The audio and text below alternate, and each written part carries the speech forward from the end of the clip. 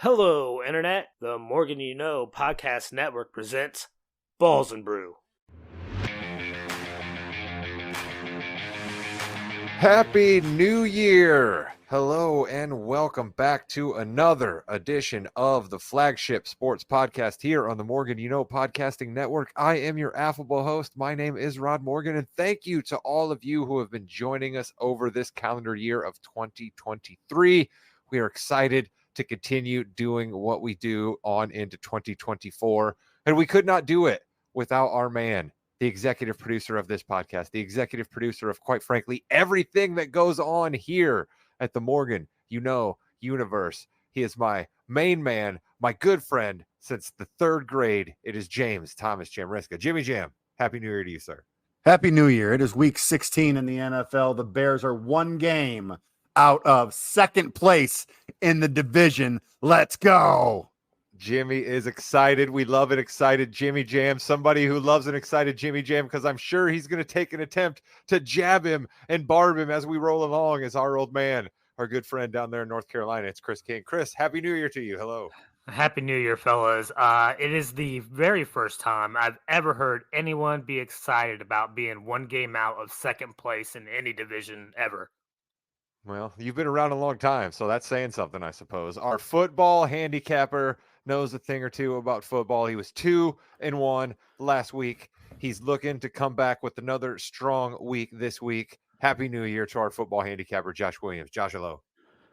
What's up, boys? So we're 29-21 against the spread on the year.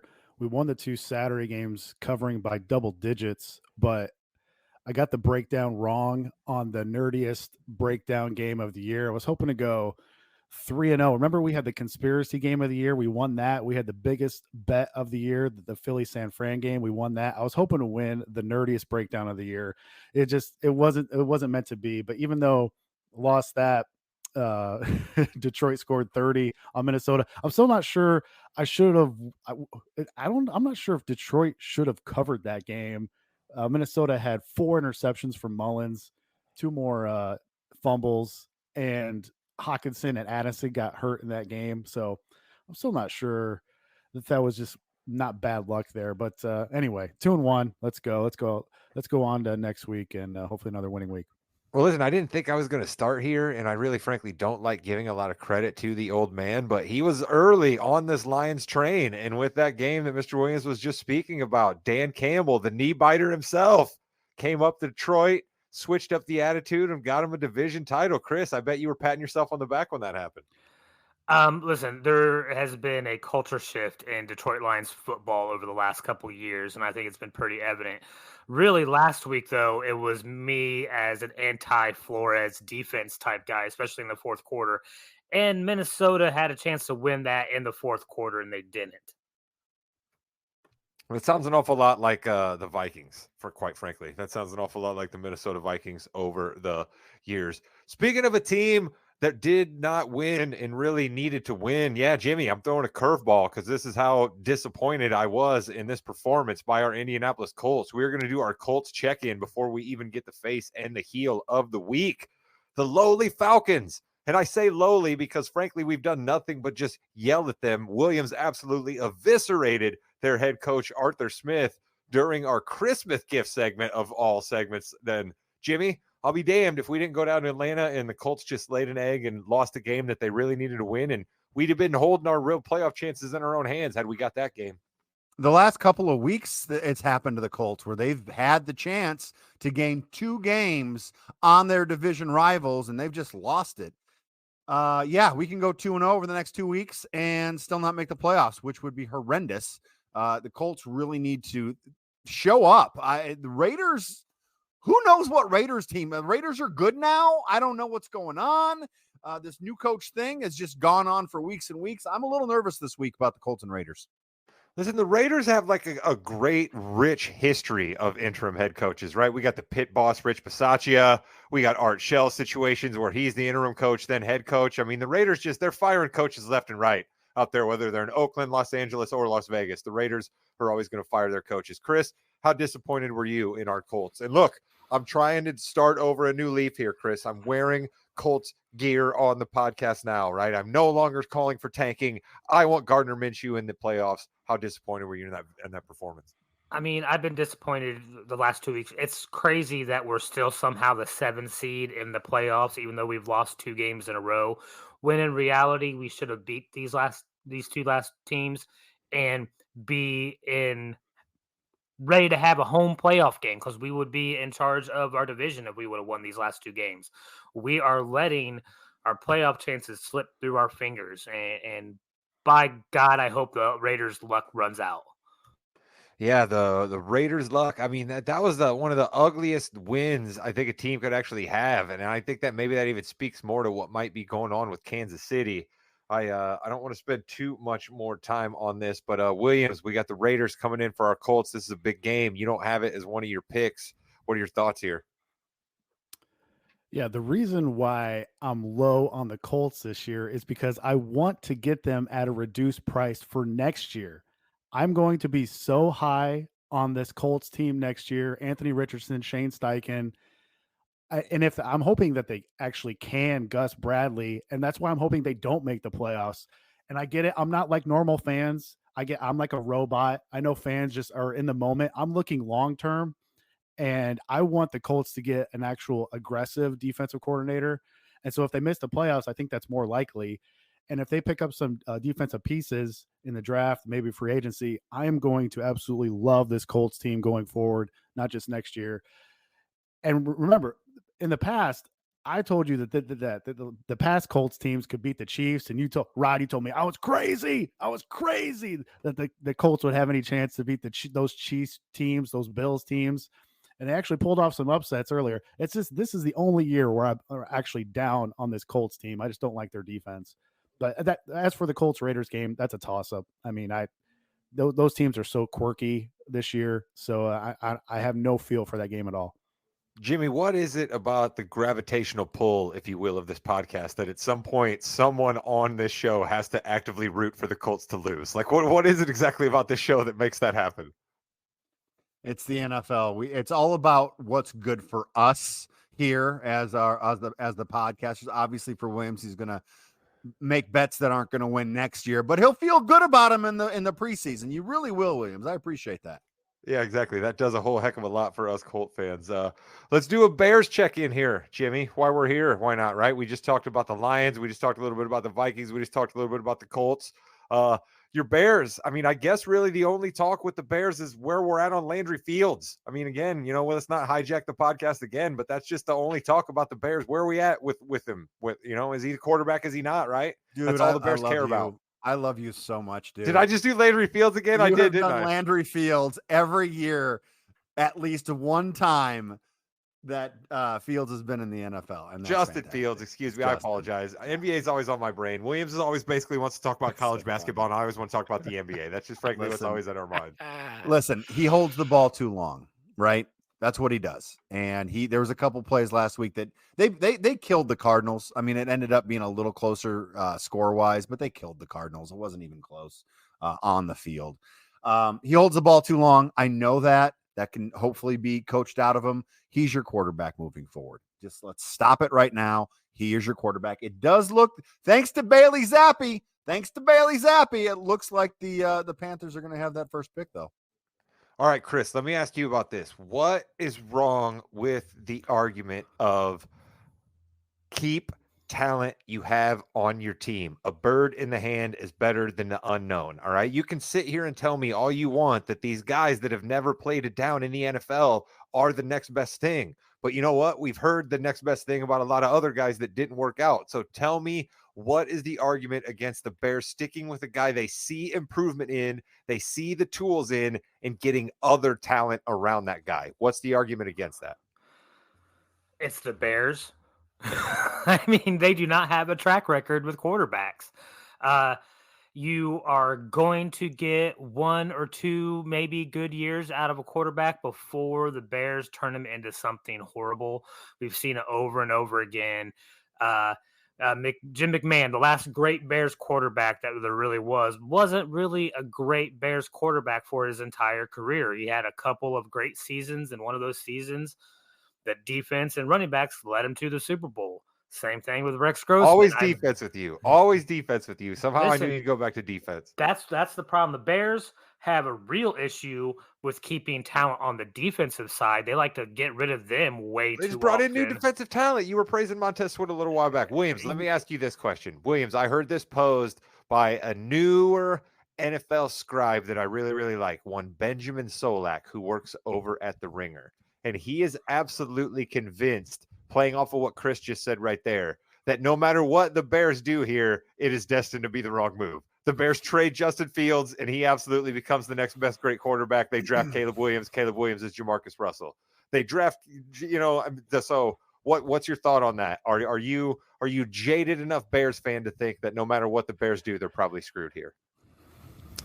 Normally, yes, but we will get to the New Year's resolutions, and I think there is optimism in the Bears' future. I'm holding my breath. It can happen. It can happen. And don't let fantasy get in the way with reality. Fields is a fine fantasy player. It's because of his legs, but he can't stay healthy. He wanted to not run as much this year. When he stayed back in the pocket, he's just not an accurate passer. And so if you're not an accurate passer, I don't think you can win consistently in this league, especially versus top defenses. I get it in fantasy. That's why Joe Public, that's why all the fantasy guys love him, because he tears up terrible, terrible defenses. But when you're in the playoffs against good defenses and you have to read those defenses, you have to make quick decisions. I just don't think he can do it. So, but we'll get to New Year's resolutions later on. And I'm hoping for some optimism for the Bears' future.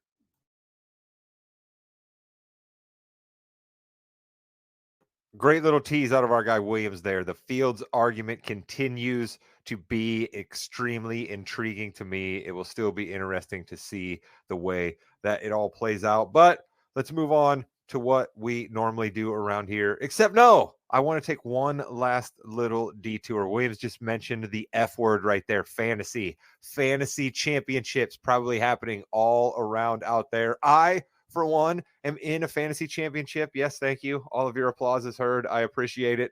But we got to give some love to Amari Cooper of the Cleveland Browns. I mean, unbelievable. I mean, probably one of the most unbelievable fantasy performances ever seen. Like, I know it's not statistically the most points a guy's ever scored, but Williams, the time that he decided to score it, I mean, do you think there's ever been a more important fantasy performance? Yeah, and I saw a stat somewhere where he's got like 4 games of over 200 yards received. He's like tied with Jerry Rice for second all time with that category. You don't think of him as like a top elite wide receiver because he's been on 3 teams, but man, this dude produces like tremendously high at just random times, and he's always playing hurt. I know he didn't play in this Thursday night game that we're recording tonight, but for his career, man, he's always been a baller, and you never hear from him. Maybe that's why he doesn't get as much credit, but man, he's been a fantastic, solid number 1 wide receiver wherever he's went. Jimmy, I don't want to give myself too much credit here. I frankly had no other plays to make, right? Like, it was one of those situations where Amari Cooper was playing for me, be damned. But he basically lifted my whole entire fantasy team because I decided to sit down Puka Nacua. That did not work out very well for me. George Pickens had been terrible for weeks upon weeks. So, of course, I was sitting him down. He put up a bunch of points. So it seemed to be regular fantasy for me, which we all know fantasy, what it really is. Whoever you sit on the bench is destined to score a lot of points. So I had to point out Amari Cooper there, Jimmy, but we can move on to your face. Rod, I had to start Nick Mullins at quarterback. See, exactly. It's tough out there with the quarterbacks. I may be having to play Tyrod Taylor. My guy Trevor Lawrence, still banged up, right? I've been playing with Trevor Lawrence and Geno Smith all year long. Quarterbacks have not been the key to fantasy this year by any means. Oh, yeah, by the way, I had C.J. Stroud, Justin Herbert, and Joe Burrow. But, those guys couldn't play a whole season. Thanks, guys. Appreciate you. Quarterbacks could have been the key to fantasy this season, but the way all the guys went down, they ended up not being. Let's talk about a team that we actually already threw a little bit of love out to so we can move on from them quickly. But, Jimmy, we do at least have to give them the honor of being named on the podcast. So your face and heel of the week. Had to be the face of the week, the Detroit Lions, 11-4 overall with first title in over 30 years. congratulations to the Lions. That team, though, that fan base has had a lot. They've had Scott Mitchell, Charlie Batch, Andre Ware. I mean, come on, people. They've been through a lot, and now they've got Jared Goff. Let's go. I like the Lions. They're the face of the week. I'm really surprised, Jimmy, that you didn't stick with your typical backup quarterback face of the week. That tends to be your theme and trend as of late, and put Joe Flacco up there because he's had a hell of a few weeks since he's Joe Flacco's the MVP. I don't know what we're talking about. Actually, Joe Flacco's probably the MVP if you really think about it. Now that I say that out loud, he might be the MVP. Yeah, Flacco's even too high for face. He's like Vince McMahon right now. He's like Vince McMahon. That's incredible. From Jared Goff to Jared Stidham. See what I just did there? See what I just did there? Jared Stidham factors into the heel of the week. And somebody else who's been the cause of much debate on this very podcast. So we could get lively here for a minute or two, Jimmy. Who's the heel of the week? Yeah, I think it's the Broncos organization right now. What a train wreck this Russell Wilson trade has become. The Russell Wilson era is over in Denver. They're going to release him. They have to sit him the last 2 games of the season just to make sure he doesn't get injured, with just horrible. Like, what's going on with that? I think the Players Association may want to look into that a little bit, but I want to talk about the Broncos this week because compared to last year they were 5-12. This year they are 7-8. Russell Wilson, say what you want about him. This year compared to last year, he played 15 games in both seasons. Last year, those 15 games were pretty god-awful, although he did have more yards passing at 3,500 yards passing, 16 TDs, 11 INTs, and an 84 rating. This year, he's got 26 touchdowns, 8 INTs, and 98 rating, 3,070 yards. He had an improvement. The biggest thing, though, is you brought Sean Payton in this year, and I don't know if you know this or not, he hates Russell Wilson with the passion. It is bad how much he hates that guy. Yeah, you know what I see in Sean Payton is I'm going to go to the NBA here and make sure you stick around at the end of this podcast. Jimmy will lead us on the fast break and we'll give you more NBA thoughts. But you have a coach who kind of let you know he didn't want a job. And then you said, no, really, you do want our job. Let us give you all the money in the world. And then the coach basically was like, okay, fine. I guess I can't turn down that amount of money, right? That's what Monty Williams did with the Pistons. Look where it got him. And Sean Payton seems to have done that with the Broncos. And he's probably ultimately looks like he's going to win the power struggle here, but it's going to be messy on the way out. Williams, you've had a lot of Russell Wilson thoughts over the years. You're definitely pro player. I wonder what you think about this one. Yeah, I mean, if you go back and look at the schedule, man, that defense was horrific the first 5 weeks. I don't know if any quarterback could have had a better record with how that defense was playing the first 5 weeks. And yeah, I know he didn't throw the ball down the field very often, but like you look at his stats, yeah, they're down, but like everybody's stats are down this year. Like unders are hitting nonstop, and I think Chris brought it up a couple weeks ago where Russell's just not turning the ball over, and that's huge with how many backup quarterbacks we have in this league. I think there's like 58 quarterbacks have played this year.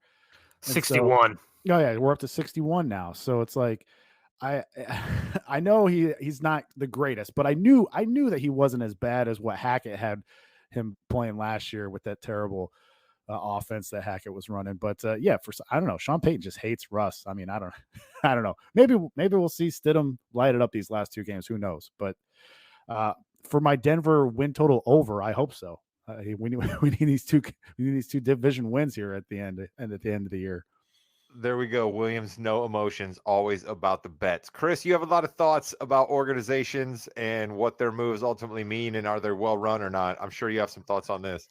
Yeah, listen, it's not been hidden very well how much disdain that Sean Payton has for Russell Wilson. I mean, it's been pretty evident on the sidelines for the past few weeks. But if this was the plan, they should have done this 4 or 5 weeks ago. I mean, to be honest, and then no one would be questioning, be like, well, we're not winning, or like do it before, like do it after you lost 70-20, or do something early on in the season so it's not that big of a surprise. I mean, this is just a way to save money, and it's not about the product on the field, and it is a bad look in my mind, it's a bad look for Sean Payton and the Broncos organization as a whole.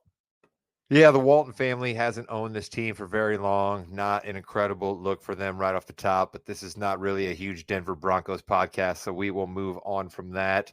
We don't know what the Broncos are doing. Well, we kind of know what they're doing, but we don't know why they decided to be so messy about it. Something else we don't know is quite a few things, and Chris tries to enlighten us a little bit by letting us know what he doesn't know to help us know something more. It'll all make sense in a second, I promise. Yeah, I definitely don't know a lot of stuff, Rod. And I'm gonna push back to you on this a little bit because this is gonna be about a team that you've had some pretty heated opinions about this year. And I'm talking about the Buffalo Bills. All right. Heated Re- opinions, that doesn't sound like me. I watched over a week and a half ago what they did to the Cowboys. All right. They look like what we were told they were supposed to be, like AFC dominant. Like these could be a team in the Super Bowl. That's what they look like against Dallas. Then we saw last week against the Chargers. And I don't know if it was so much that the Chargers won or they just escaped their own ineptitude. Okay. What are we supposed to believe with these Bills? Are they the team that took out the Cowboys in very, very strong fashion, or is it this team that barely beat the Chargers with Easton Stick? Well, I'd say it's this team that barely beat the Chargers with Easton Stick because I think, as we talked about, with 61 different quarterbacks that have played, and we have no real dominant team out there. Even Williams' vaunted 49ers lost 3 games in a row at one point during this year. So when you see a team like Buffalo, it's all about your ceiling and when can you hit your ceiling, right? And I can't help but wonder if maybe Buffalo got themselves a little bit of a dead coach bounce when they tossed out Ken Dorsey. We all said it made no sense, but I mean, hey, they're turning it around. And Josh Allen's just as good as anybody in the NFL, not named Patrick Mahomes, perhaps. So you got that guy at quarterback. He's got enough people healthy around him. The Bills get hot at the right time. They can absolutely make it to the Super Bowl in the AFC. So I think that is who the Bills ultimately are. But the team that just barely beat the Chargers, Jimmy, that's probably more who every team in the NFL is, right? Don't you think that this speaks to more of the mediocrity over the league and not just anything about Buffalo? Or do you got a different opinion here? Well, it's either mediocrity or it's just everyone is playing on the same level. I mean, we have a lot of good football. It's just that we have a lot of bad quarterbacks right now, and I think that's more where it's headed than overall mediocrity in the league. 'Cause we've got some good squads. We have some good teams in the NFL. Williams, we have basically every team still in line for the playoffs. Frankly, the Broncos still have an outside shot at the playoffs, I think, or maybe they don't. I don't know. It doesn't matter. But the Bills, you kind of never really wrote them off, but you weren't impressed by them. Where do you stand with the Bills right now? Yeah, we said it last week. You guys all couldn't believe that I was taking the Chargers last week. I said it was a terrible situational spot for Buffalo, and it turned out that was the case. I mean, you can only play up so much. I mean, they had 3 huge games in a row. Then it was a natural letdown spot for them to travel out to LA on short rest and play those Chargers, those lowly Chargers that just gave up 63 to the Raiders. And so, yeah, I mean, I thought that it was going to be a letdown spot for Buffalo. They'll get back on track. And I'll tell you this right now: nobody in the AFC wants to see the Buffalo Bills come into their city and play them in the playoffs, especially not the Kansas City Chiefs. And that could be a 3-6 matchup, possibly. Man, think about that wild card weekend. Mahomes hosting Allen. Hoo-wee, man, that would be awesome if that happens. You got Gardner Minshew, hopefully, in the other matchup. I mean, you want to talk about huge quarterbacks on wild card weekend, man. That's it right there. Let's get ever closer to that wild card weekend by getting Williams picks for week number 17. We start with Chris's Cowboys versus Chris's Lions. Oh my goodness, what's Chris going to do? Williams, your breakdown. Yeah, this is a Saturday game. We're 3-0 against the spread on Saturdays this year. So let's try and keep it rolling. I normally don't like to lay more than 4 points in the NFL. So I am taking the Dallas team total over 28.5. You can find that minus 108 on FanDuel. This is just Dallas. This is just Dallas you're betting on here. Just Dallas, yep. Over 28 points versus the vaunted Lions defense. Going out on a big time up here, aren't you, Williams? Over 28.5. Let's go. The Cowboys run 72 plays per game at home, only 61 on the road. So in theory, we're getting 11 extra offensive plays here if this plays out pure. Dallas averages 40 points per game at home, and the Cowboys D is number one in NFL in pass rush win rate and pressure rate. Why is that important to a Dallas offensive team total? Well, we know Goff has massive splits when pressured and when not pressured. He's 28th in turnover worthy play rate when pressured, meaning the Cowboys could have the ball more than what is expected here. And the Lions secondary has given up the 10th most passing yards this year. But look at the last 6 opponents they faced. The Nick Mullins led Vikings without 2 of their top 3 options for most of the game. Mullins torched them for over 400 yards. They faced the Broncos, the Bears, the Saints, the Pack, and then the Bears again, teams that aren't exactly ripping it through the air in their games. Now they step up in class here, facing this potent Cowboys offense in Dallas, off short rest, off a celebration in which the Lions clinched the division for the first time in 30 years. You don't think they got after it this week? And we got some ref stats here. Brad Allen's crew is calling this game. Home teams are 61, 49, and 3 against the spread since 2016. The more points the boys score here, the more that helps the trend, obviously. Allen called only 42% of his penalties on home teams last year. That's a big plus, as this should help prevent what can be an undisciplined Dallas team, keep most of their drives alive here. I know we're talking about the whole total with these following stats, but yeah, 50% of the handle is split on this game, but 96% of the money is on the over and 82% of the money is on Dallas. Like I said, I never love laying more than 4 in the NFL. So if you combine those money trends there, it would appear that Dallas team total is the right side here. Also 12-3 against the spread. Dallas is off an ATS loss since the start of last season. I think Dallas rolls here. I think they can score 40 on Detroit on Saturday night. Chris, to quote the great Jimmy Johnson, how about them Cowboys? This is a tough one. I think, Dallas definitely needs this win more than Detroit does. All right. Detroit's already locked in as the NFC North champion. All right. They already got a home playoff game. All right. Dallas has to win these next 2 games if they even want a chance at sniffing that NFC East title, which is going to be tough anyway, because the Eagles get the Cardinals and then the Giants again for their last 2 games. So those probably aren't going to be losses, but Dallas needs this win a whole lot more than Detroit does. Mike McCarthy always shows up in must-win games. I'm sure you Dallas fans are way excited about having him on your sideline. But, hey, you got Brad Allen's crew, so you never know what's going to happen in that game. Let's move on to the next matchup. And I got to be honest here. I just have L.A. versus New York written down, and I can't for the life of me remember which teams these are. So go ahead, Williams, and enlighten us. That's why I did that. And you're not going to like this, Rod, but I'm going to go Giants and Rams over 21.5 in the first half, minus 115 on MGM. Let me explain why. Stafford has hit another gear since Thanksgiving. He's good against the blitz. We know Wink Martindale loves to blitz. Over his last 5 games, he has 14 touchdowns, no picks.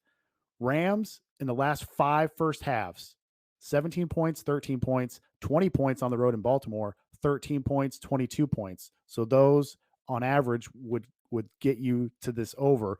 Rams and their opponents would have went over this total in 4 out of their last 5 first halves.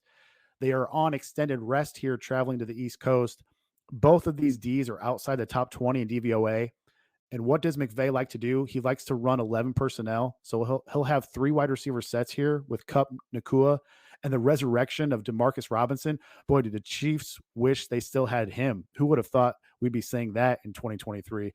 But why is that? Why that's important? The Rams will spread you out with that 11 personnel. The Giants' 3 corners, they all grade out 90th or worse out of 122 qualified corners in PFF grading. So Stafford's going to have his choice on who he wants to pick on here.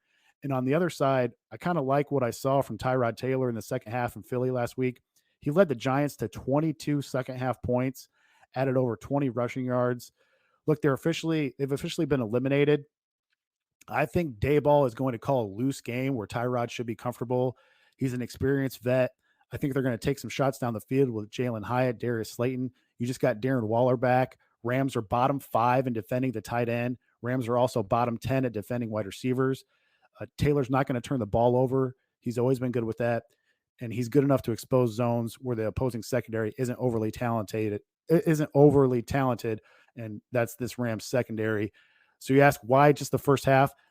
McVay, if he has a lead, has historically in second halves tends to go ultra conservative and sit on the ball, and he goes run heavy. So that's why we like the first half over here, 21 and a half.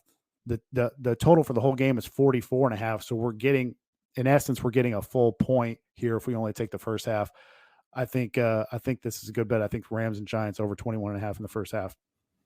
Listen, I could really use some Puka Nakua stats in this game. All right, fantasy championship. There's some Kyron Williams owners out there that could probably use some yards out of him. So you anticipated my only question. I was gonna be like, hey Williams, if you think all of those things about both teams, why not bet the whole entire game? But I guess you explained it there. Here's what I'm gonna do then. I'm gonna ban you from picking another NFL game because you only picked the first half. So you're banned for picking an NFL game. I'm making you pick one of the college games. You can have your choice, but I'm making you pick a college games, Williams, because I guess apparently there's some big college matchups coming up here soon too, huh? Okay, fast forward to Monday. We got a Saturday pick, we got a Sunday pick, we got a Monday pick. The Rose Bowl. I'm going to take Alabama plus 1.5, minus 105 on FanDuel. Let me give you the stats here. Number of 5-star recruits on Bama, 18. Number of 5-star recruits on Michigan, 2. Number of top 100 recruits, Bama, 47. Number of top 100 recruits, Michigan, 10. This is the first time that Alabama has been an underdog to anybody not named Georgia since 2009. Did you say 2009? 2009. And wow. The 4 times that they were underdogs versus Georgia, they won 3 of them outright. And now in the college football playoff era, the SEC is 14-3. And in comparison, the Big Ten is only 3-6, with all 3 of those wins coming from Ohio State. And the postseason, Harbaugh has lost his last 6 bowl games, failing to cover by an average of 16 points per game. Saban, on the other hand, when you give him double-digit days to prepare for the bowls, he's 8-0 in his last 8, winning by an average of 21 points per game, covering by an average of 10 points per game. Michigan hasn't seen a quarterback like Jalen Milroe with his legs. They didn't see anybody like him all year. The first 8 games, they played a bunch of tomato cans. Michigan's last 4 games of the year, their toughest competition against Penn State, Ohio State, and Iowa, they averaged 282 yards per game on offense. That's it, 282 yards. That would rank number 129 in the country. Bama's strength of schedule is number 1 in the country. And you saw it live when the cameras were on Michigan, when they revealed that 4th team. They wanted to play Florida State. They did not look excited when ESPN put up that Bama logo on the screen. Quite the opposite. They look defeated already. You've got the sanctions coming down on Michigan. I think Harbaugh has 1 foot out the door. This game is being played in California. Where has Jim Harbaugh coached previously in his career? Stanford in college and San Francisco in the pros.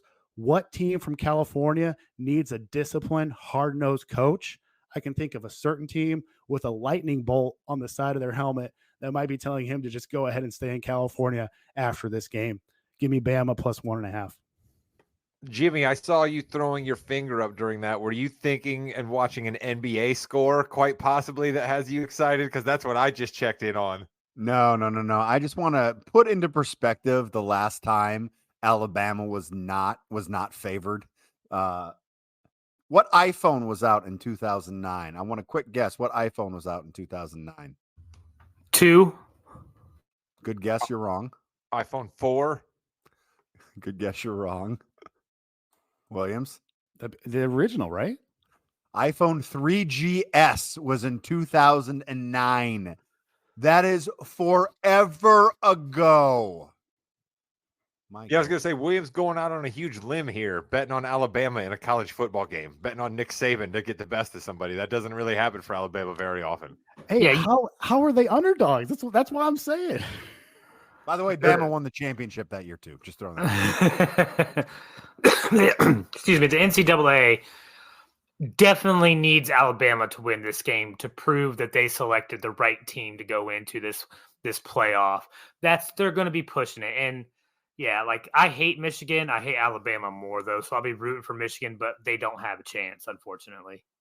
Jimmy Jam, you were screaming for your guy, Captain Comeback, Jimmy Harbaugh, to head back to Chicago. Sounds like Williams wants him to go out to Los Angeles. Your thoughts? I mean, if I'm Jim Harbaugh, do you want the most amazing quarterback ever, or do you want Justin Herbert? Hey, I knew he was going to do that. Jimmy, you're absolutely Ayo. terrible. Oh, I And knew he you were can't gonna keep do a that. straight face during it. Oh, listen, Jimmy's got to pat himself on the back sometimes, right? Like, every once in a while he gets off a zinger of a line, and that really, I mean, that's one to go out on.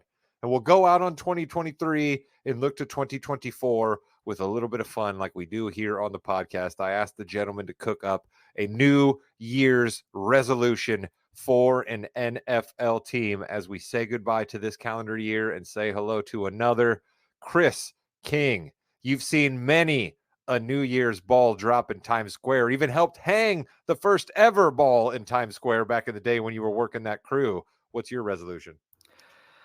I really thought about going a homer route and doing something with the Cowboys, but what I really want to do is I want to have the Cleveland Browns have a New Year's resolution to not have Deshaun Watson as their quarterback next year. All right.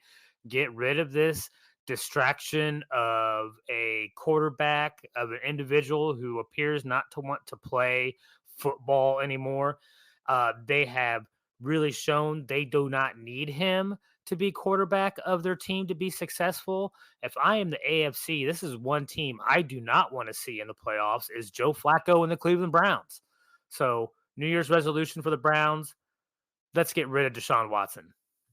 Deshaun Watson essentially becoming the Ben Simmons of football. Chris's prediction is here for 2024. He wants to continue getting paid, but doesn't really want to play football. Cleveland Browns and Deshaun Watson wouldn't have had that on my bingo card for a resolution. Jimmy Jamriska, I got a couple guesses is what I'd have on my bingo card for your resolution. What do you got? No, you have no idea. I feel horrible. I feel horrible for all Los Angeles Charger fans.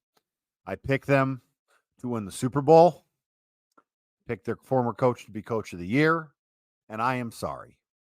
So my New Year's resolution is that the ownership of the Los Angeles Chargers will do anything and everything it can to get an offensive head coach to help that offense out. And I think they need to go after Ben Johnson from Detroit. That is my New Year's resolution. Go after him, get him in there, have him work with Herbert.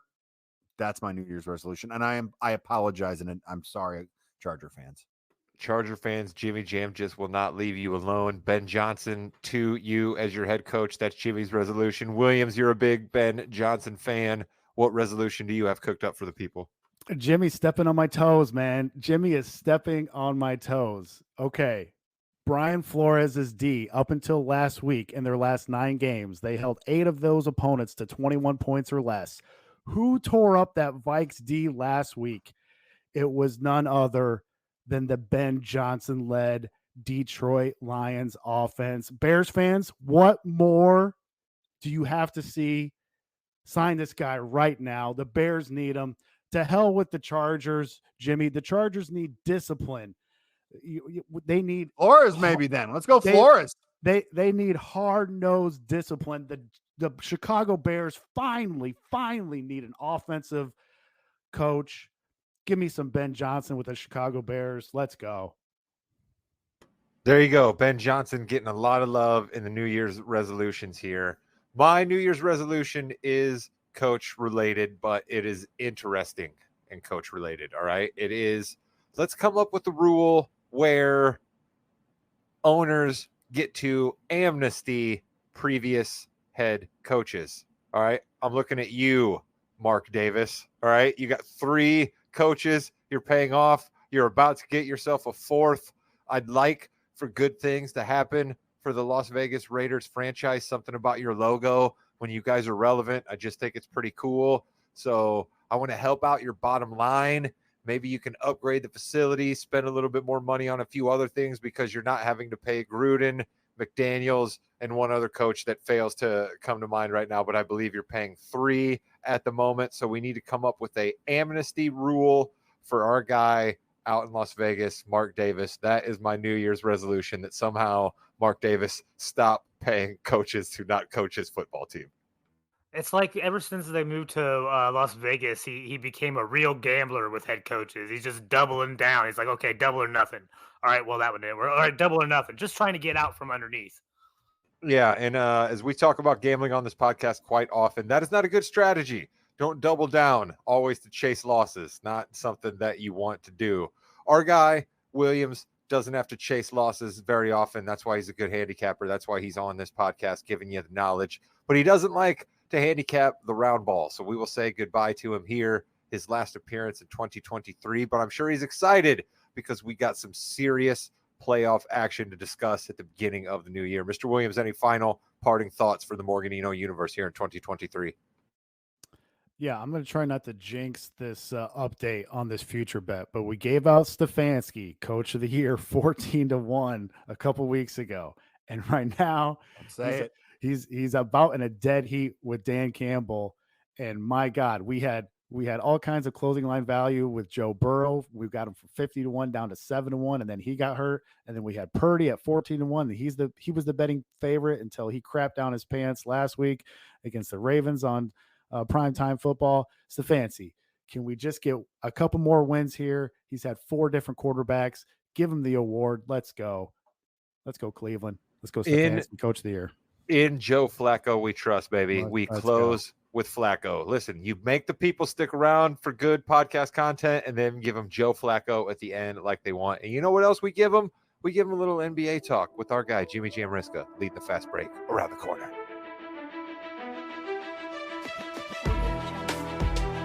Welcome to the Fast Break, the fastest 15 minutes in the NBA. I'm Jimmy. Rod and Chris are with me as always.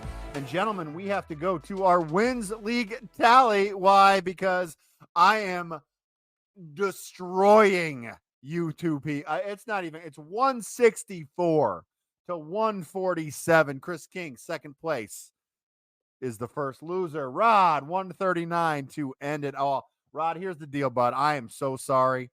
Your Detroit Pistons tried their damnedest today, and we're going to talk about that here in a minute, but they are still stuck on two wins for the season. Rod, you have 3 of the 5 single-digit win teams, Detroit, San Antonio, and Charlotte. I have my Trailblazers, and Chris King has his Wizards. But also, Rod, it's funny. You have the team with the most wins, the Boston Celtics, tied with Milwaukee. Actually, I think Boston just went over like a second ago, Milwaukee. Listen, I don't want to talk about my team because how interesting is it that the guy who had the number 1 pick actually got the best team? So that's not very interesting. I want to throw all praise to you here, Jimmy, because you said it right there.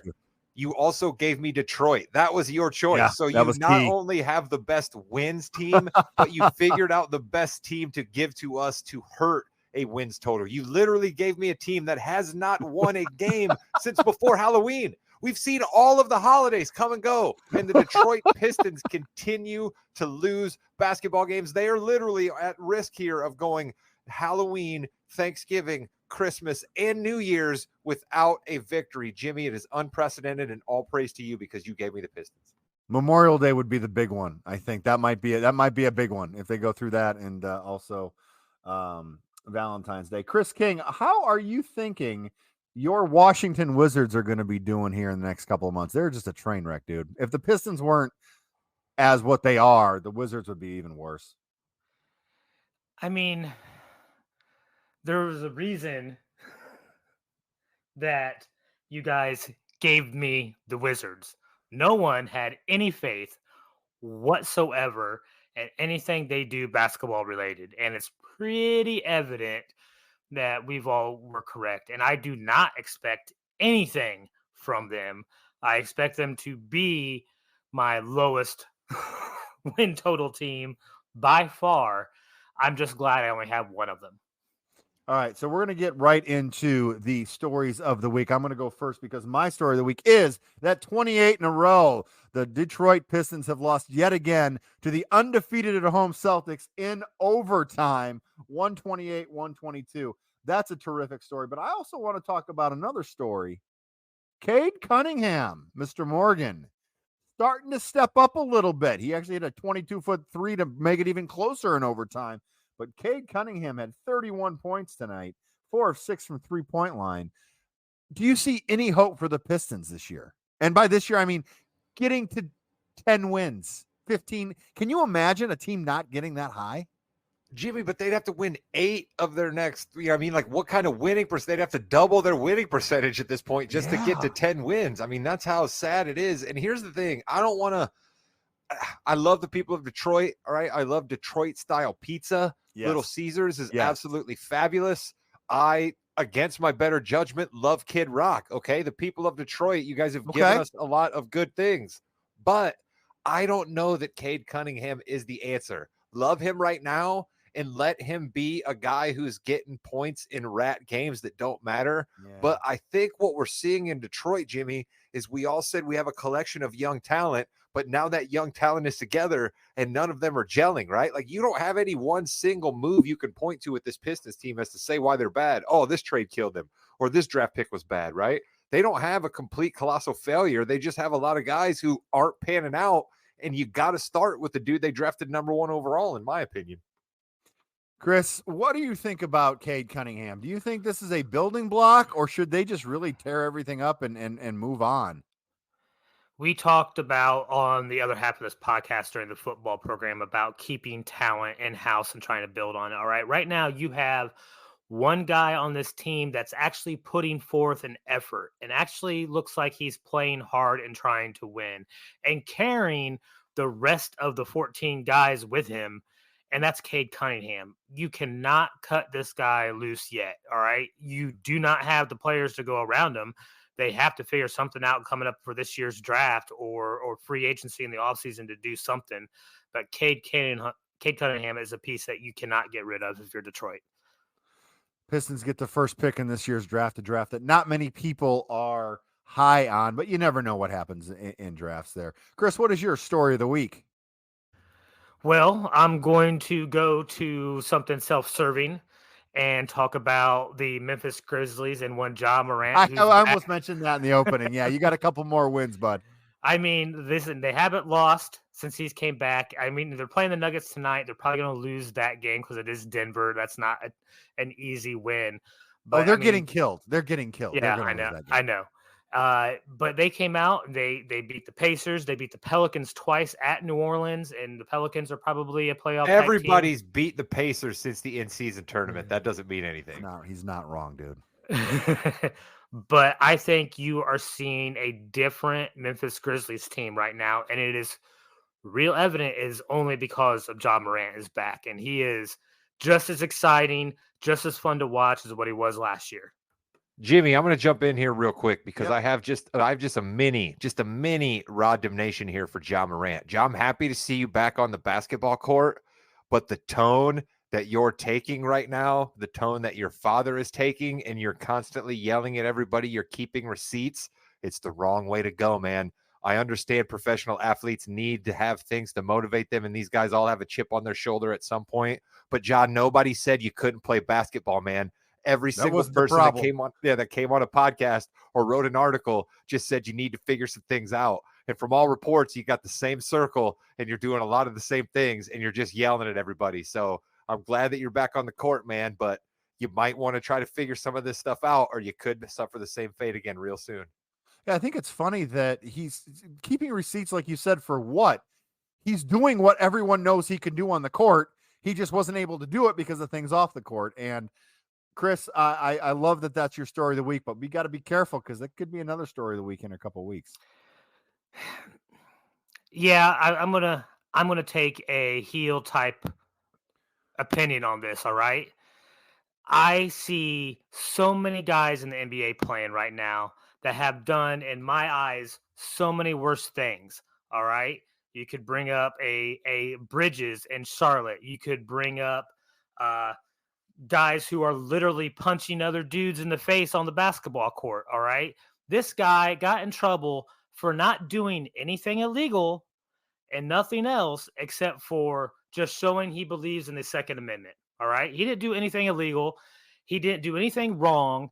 And they took a quarter of his season or over a quarter of his season away for that. And then not to mention the games he lost last year as well. All right. I think this situation was blown way over proportion. I don't agree with it.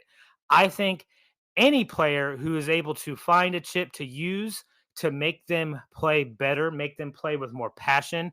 We talk about how Michael Jordan would find any reason whatsoever to get mad at the team he's playing with against. Kobe Bryant did the same thing. We hold these guys in such high esteem. I don't care how much he is yelling. I want that chip on his shoulder. I want him to go out and play the game he wants to play with. And then I don't really care what he does with his life as long as he's not doing illegal things.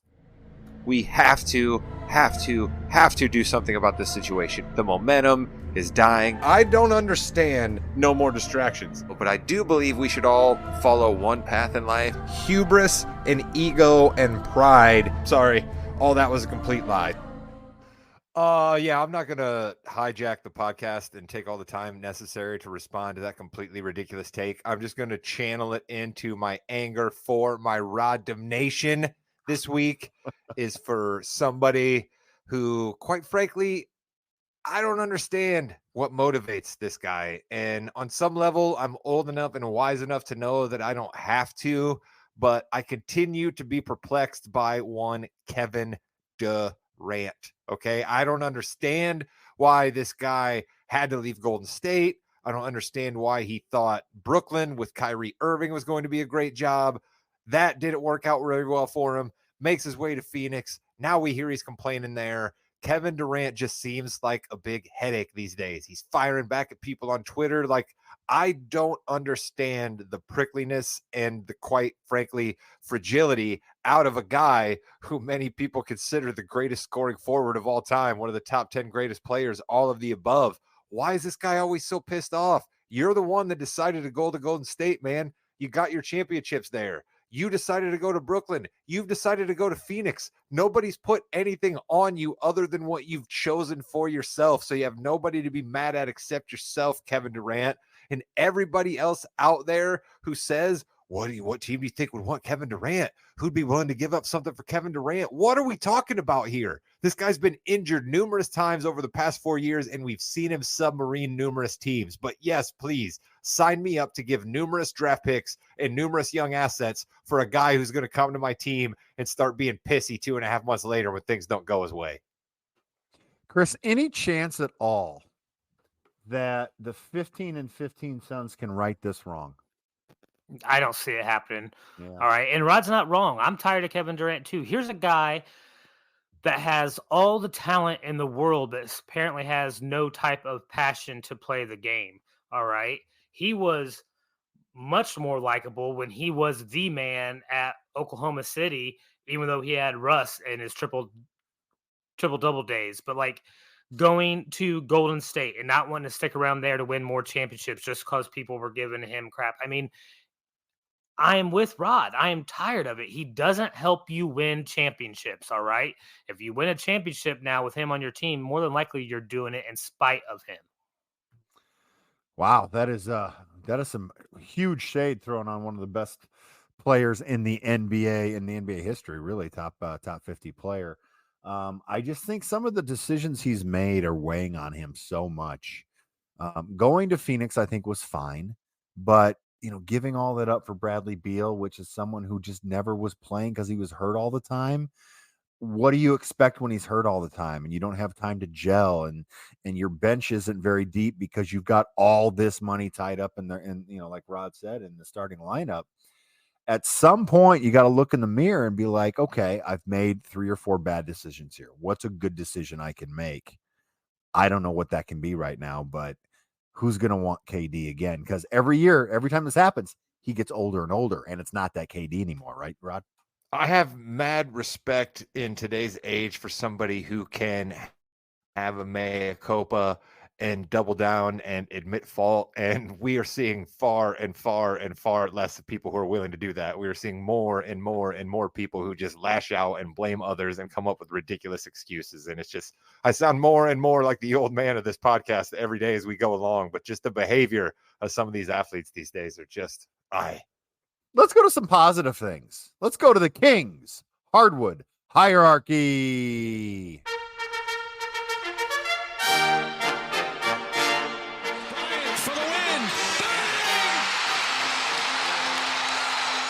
I mean, this is going to be pretty easy again. All right. Boston has done nothing but win since last week again. So they're still the king of the NBA. All right. I know that Milwaukee's been on this push and Milwaukee deserves to be the queen. All right.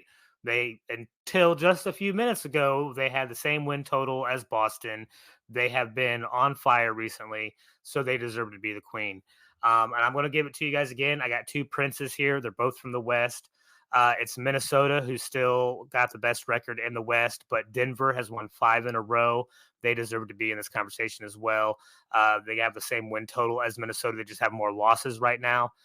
So I got to give both Minnesota and Denver the Prince spot.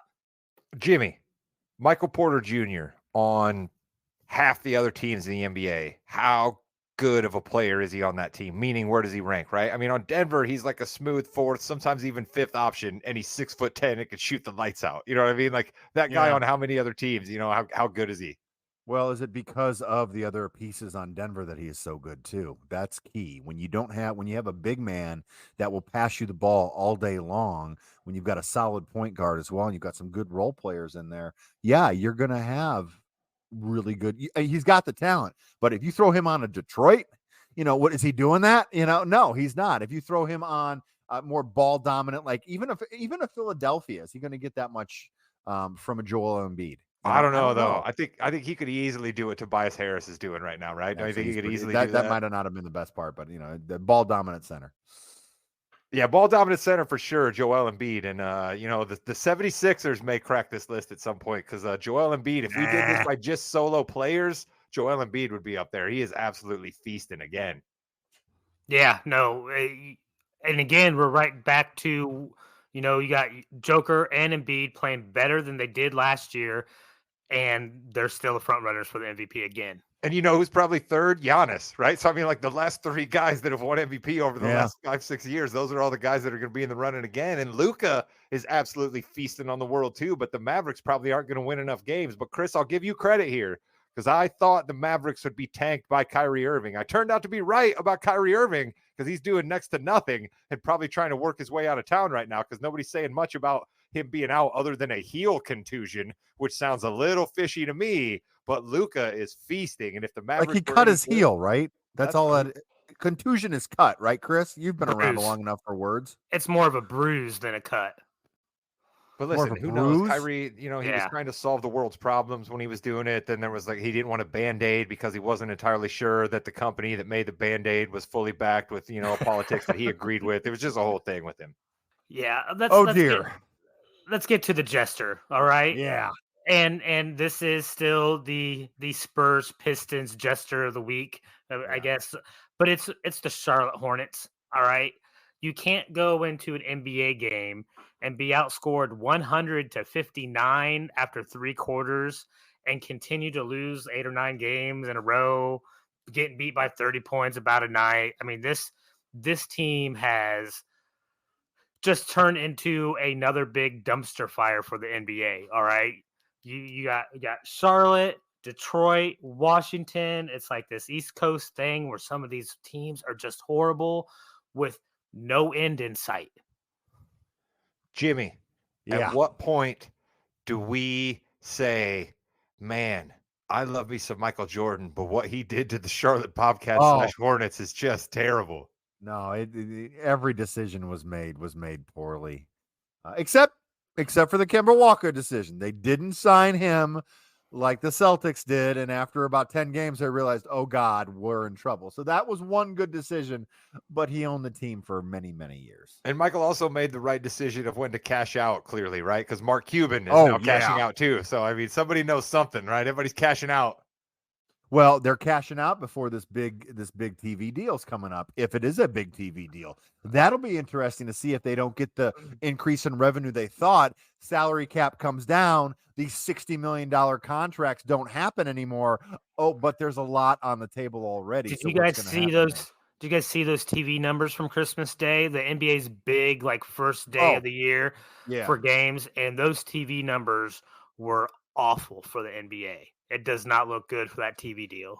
It didn't help. It was tough because the NFL took it over. It really, that stinks because the NFL had 3 big games on Christmas Day that really overshadowed the NBA. It did. Well, I'll tell you what, Christmas is on Wednesday next year because of a leap year. So, I mean, the NFL is going to have to really work around its schedule to get a game on Christmas Day. So, It'll happen. Oh, I'm sure they'll just tell somebody that'll play Saturday the week before. They got to play on Wednesday instead of Thursday. So, Yeah. And that's exactly what Rod can't even handle it. That's how bad it is. Speaking of not handling things, we can't handle this podcast anymore. We've been going for an hour. It's been a terrific show. Really appreciate Chris. Really appreciate Rod, my tag team partners, and many, many shows we do. Thank you so much for all you've done. And we look forward to bringing you more Balls and Brew in the year 2024. And with that, Goodbye, 2023. yeah.